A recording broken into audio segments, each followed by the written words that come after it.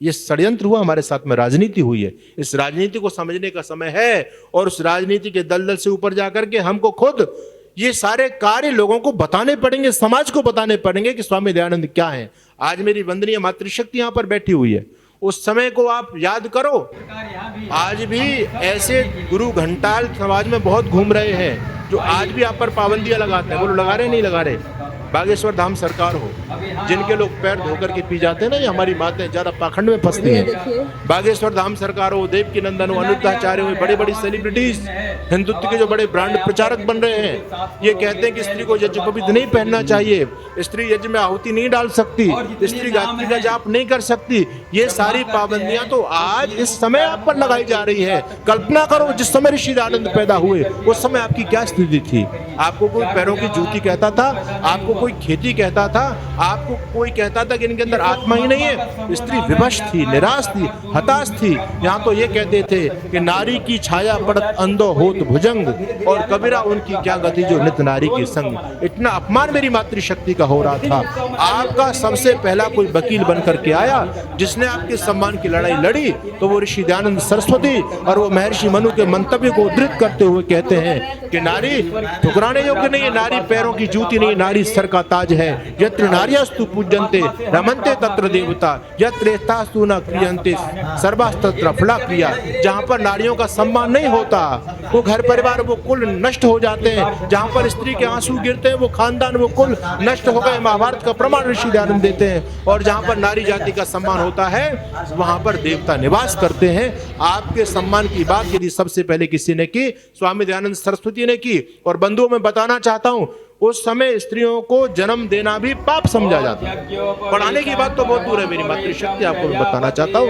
ऐसे बहुत सारे उत्तर प्रदेश में, हरियाणा में गांव थे, जब लड़की पैदा हुई तो कोई बाहर से बुलाना नहीं पड़ता था। लड़की की दादी खुद उसके यहाँ गर्दन दबाती थी अंगूठे से और उसका जन्म लेती राम नाम सत्य कर दिया करती थी। ऐसे मूर्ख लोग थे जो ये चाहते थे यदि लड़की पैदा हो गई घर में तो हमारी मूंछ नीचे हो जाएगी, क्योंकि फिर गांव में बारात आएगी, बारात चढ़ करके आएगी। तो हम तो बड़े लोग हैं, हम तो क्षत्रिय लोग हैं, हमारे ऊपर चढ़ करके कौन आ सकता है। ऐसी मूर्खतापूर्ण बात लोगों ने प्रतिष्ठा का मुद्दा बनाया हुआ था।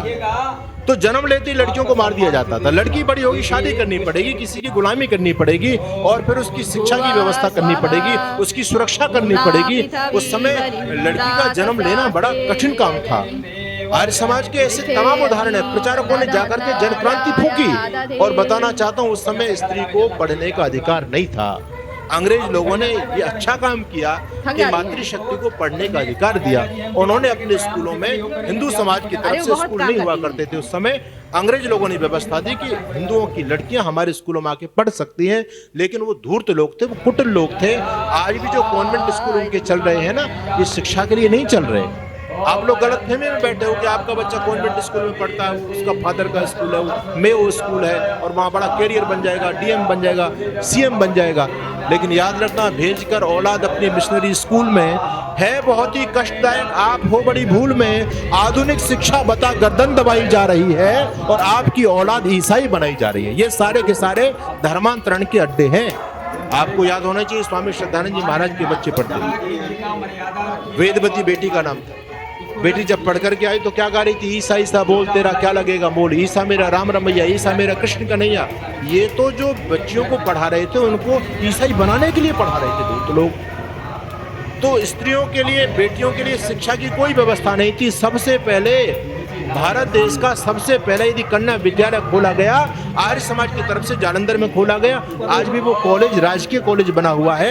ये कितना बड़ा काम किया है। और मैं आपको बताना चाहता हूँ, शिक्षा में सरकारी बजट के बाद में यदि शिक्षा पर सबसे बड़ा बजट आज कहीं खर्च होता है तो आर्य समाज के द्वारा होता है। लगभग 950 डीएवी विद्यालय देश और विदेश में हमारे काम करते हैं। बताओ किसी संगठन कितने रहे? डीएवी विद्यालय, दयानंद एंग्लो वैदिक विद्यालय उनका नाम है। ये अपने आर्य समाज के, अपने पूर्वजों के पुरुषार्थ के कारण खड़े हुए, इतना बड़ा शिक्षा का काम किया।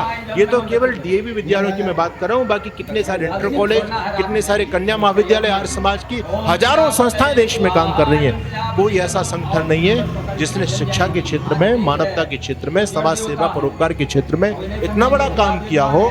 और मैं कितना बोलूंगा, समय की सुइयां ठीक अपने विराम की तरफ पहुंच चुके हैं। मैं ज़्यादा समय का अतिक्रमण नहीं करना चाहता, लेकिन बंधु मैं आपसे ये कहना चाहता हूँ कि ऋषि दयानंद वो महापुरुष है जो सबके लिए लड़ा है। वो गरीबों के लिए लड़ा है, वो दलितों के लिए लड़ा है, वो देश की भुखमरी के खिलाफ लड़ा है, और वो हमारी मातृशक्ति के सम्मान के लिए लड़ा है, वो देश को आज़ाद कराने के लिए लड़ा है, धर्मशास्त्रों में हुई मिलावट के खिलाफ लड़ा है। जब इस देश में ईसाई मिशनरियों ने और इस्लाम ने पैर फैला दिए थे, धर्मशास्त्रों में मनमाने तरीके से मिलावट की जा रही थी, उस महापुरुष ने जाकर के कहा डंके की चोट पर, सबसे पहले हिम्मत करने वाला कोई महापुरुष था। आज तो रामभद्राचार्य बोल रहे हैं, स्पष्ट बोल रहे हैं, कह रहे हैं कि हमारे धर्मशास्त्रों में मिलावट हो गई। अरे आपको तो ये बात आज समझ में आई है, स्वामी दयानंद जी महाराज को 170 साल पहले ये बात समझ में आ चुकी थी, और उन्होंने कहा कि आपके धर्मशास्त्रों में बहुत बड़े पैमाने पर मिलावट हुई। संस्कृत की हर पंक्ति को प्रमाण मान करके, वेद वाक्य मान करके मत समझ लेना,